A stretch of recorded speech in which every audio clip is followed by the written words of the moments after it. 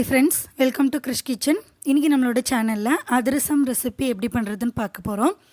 First இதுக்கு தேவையான ingredients எல்லாமே பார்த்துடலாம்.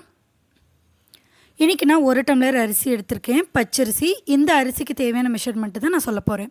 1 டம்ளர் அரிசிக்கு 1/2 டம்ளர் இல்லது 3/4 டம்ளர் வெல்லம் எடுத்துக்கோங்க, உங்களோட இனிப்புக்கு ஏத்த மாதிரி.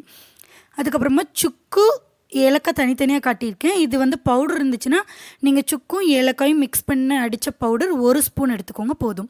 இப்போ அரிசியை நல்லா 2-3 டைம் நல்லா கழுவிட்டு இந்த மாதிரி ஃபேன் காற்றுலேயே காய வைக்கணும்.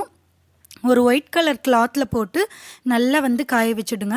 ரொம்ப காய வைக்கக்கூடாது. நமக்கு மாவுக்கு எந்த அளவுக்கு நம்ம காய வைப்போமோ அந்தளவுக்கு லைட்டாக அதில் வந்து கொஞ்சமாக ஈரப்பதம் இருக்கணும்.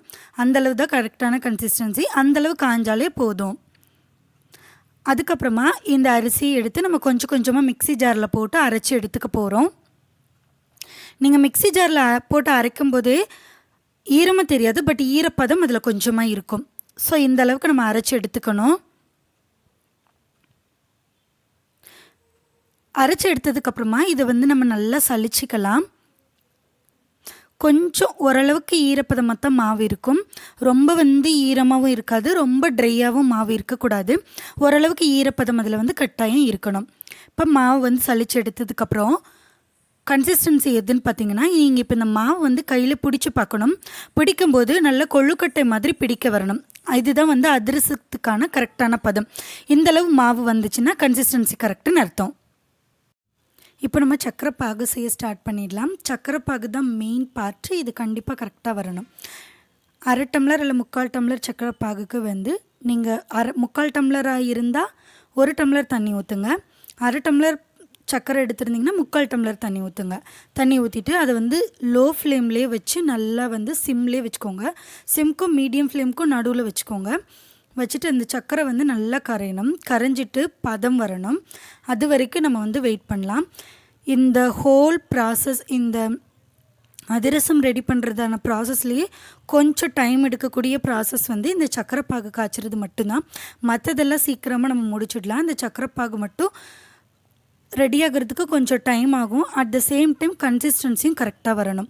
சக்கரை பாகு வந்து சரியாக வரலைன்னா 2 மாதிரியான விளைவுகள் வரும். ஒன்று வந்து அதிரசம் வந்து ரொம்ப மொறுமொறுன்னு ஆகிடும், உள்ளே கொஞ்சம் கூட சாஃப்ட் இல்லாமல் தட்டை மாதிரி ஆகிடும். இல்லை அப்படின்னா சுத்தமாக ஹார்ட் ஆகிடும், நம்ம மென்று சாப்பிட முடியாது, அந்தளவுக்கு ஆகிடும் அதிரசம். ஸோ இந்த சக்கரை பாகு மட்டும் நீங்கள் கரெக்டான பதத்தில் நீங்கள் காய்ச்சி, இப்போ நான் சொல்ல போகிறேன் அந்த பதத்தில் காய்ச்சி எடுத்துட்டிங்கன்னா கண்டிப்பாக உங்களுக்கு வந்து 100% அதிரசம் வந்து பர்ஃபெக்டாக வந்துடும்.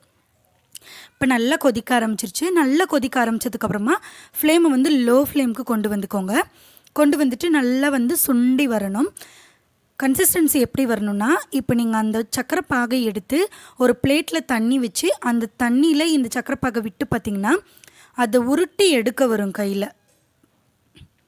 பார்த்திங்களா, இந்த மாதிரி உருட்டி எடுக்க வரணும். அப்படி இருக்கிறது தான் கரெக்டான கன்சிஸ்டன்சி. ஸோ நீங்கள் அப்பப்போ போட்டு பார்த்துக்கோங்க.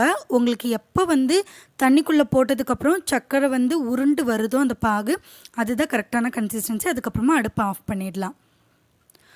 ஆஃப் பண்ணதுக்கப்புறமா அந்த சூட்லேயே வந்து நம்ம அரைச்சி சளிச்சு எடுத்து வச்சுருக்கோம் இல்லையா அரிசி மாவு, அதை வந்து இதில் சேர்த்துக்கலாம்.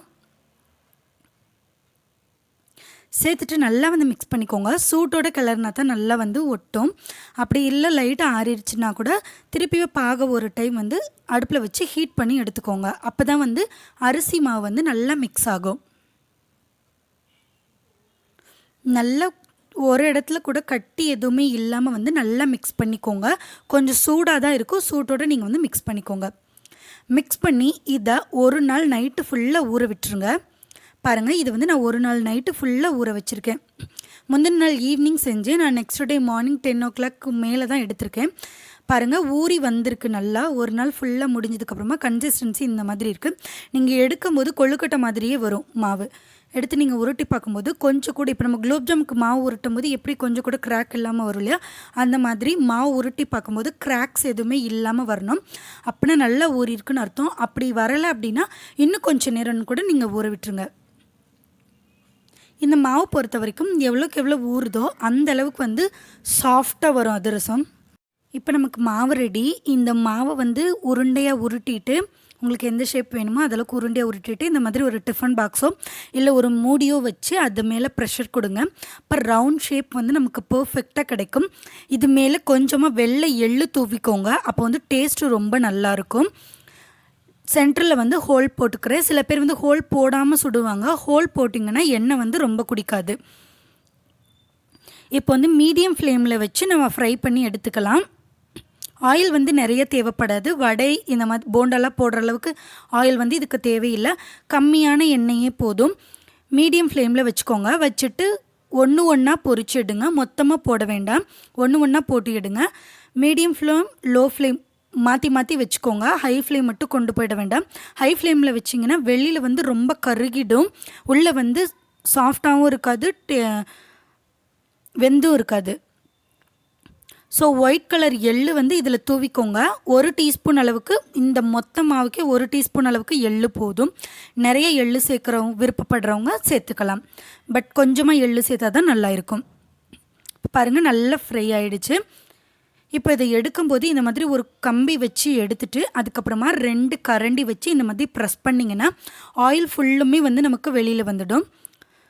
ஸோ நம்மளுக்கு வந்து ரொம்ப எண்ணெய் குடிக்காது அதிரசம். இப்போ நமக்கு அதிரசம் வந்து ரெடி ஆகிடுச்சு.